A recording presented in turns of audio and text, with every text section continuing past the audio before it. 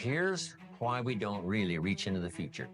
We're trapped either by regret of the past or the routine of the present. So busy with the routine of the present, we don't give much thought to designing the future. Or trapped by the past with regrets of past losses and past failures and past mistakes, and we relive it over and over again, not to the benefit of changing it for the future, but just because we feel that our lives have been less than favorable simply because of all the things that's happened to us in the past. But here's the real key, is to spend some time. And usually we don't do it until someone comes by and offers the suggestion. That's why meeting the right person at the right time, attending the right class, listening to the right sermon, having a conversation with the right person sometimes can totally change the direction of your life. And you're never the same after that personal contact, or sitting in that class, or reading that book, or coming face to face with someone who says, hey, our lives are not that good. What could we do to change? And that very conversation starts this whole process. Wow, I'm arrived at a fairly poor place. How could I change all of that for the future? And that is all possible. And this point of contact, maybe today, will help change all of that and give some of you a new glimpse of some of the possibilities. We talked a little bit earlier about the possibilities and believing that the possibilities were possible for you, then going to work and make them happen. But let's talk now about setting goals and see if we can't make this really meaningful. Here's the next key. Make sure that the greatest pull on you is the pull of the future, not the pull of the past that keeps taking you back, not the pull of gravity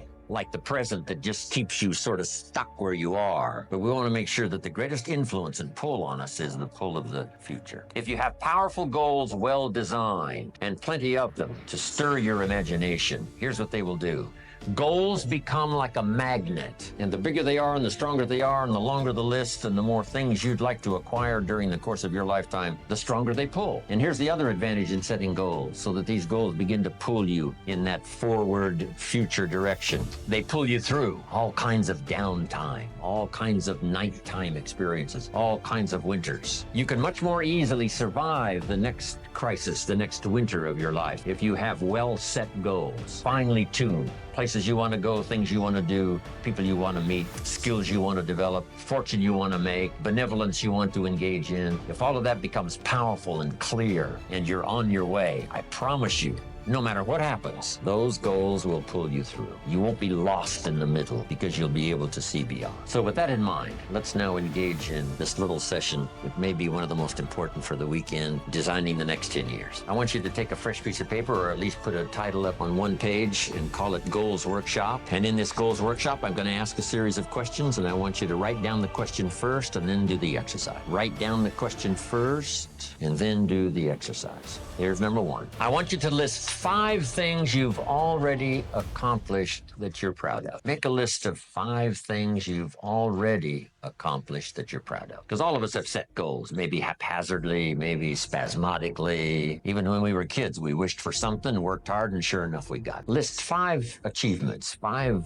goals that you've reached in the past already that you're proud of. If you won a gold medal at the Olympics, that would be a good one to put on. Whatever you've accomplished, just a list of 5 things. This is just a little review that, we're not sitting in a very bad place. We've all accomplished some things. Some of us, a lot of things. When you're working with children, this is a good exercise to start with. What have you already accomplished that you're proud of? In this little country town in Idaho, I graduated 3rd in my class in high school. And I'm going to another class reunion in September. I graduated in 1949, 3rd in my class. I was pretty proud of that because I wasn't the smartest kid in the world. But we're called the 49ers, Idaho 49ers. Graduated in 1949.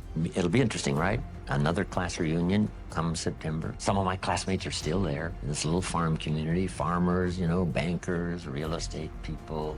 It's a great group. 5 things you've already accomplished that you're proud of. Wish we had time here to go over everybody's list of 5. I'm sure some of you would be really impressed. 5 things, 5 achievements. So this list of 5 now proves, right, that you already know how to set goals. Maybe not as intensely as we're going to work on now, but you've already done it. You've already said, hey, this is it for me. I'm going for it. And sure enough, you did. Okay, here's what's next now. I want you to make a list. What are the 50 most important things you can think of that you want to accomplish and have in the next 10 years? So just put at the top of this now, my 10-year goals. And I want you to make a list of at least 50 items. Little things, big things, and it doesn't matter what they are. Now, this list does not mean the list of the things you think you can acquire. This is a list of the things you want. Just let your mind run free. a list of 50 items that would really do it for you in the next 10 years. If you had this, if you went to these places and met these people, and if you had these skills and these investments, education for your children, all the rest of it. So I want you to take the time now, and I want you to go right down the page, not side by side on your goals, right down the page, because we're going to do something with this list a little later. Right down the page, 50 items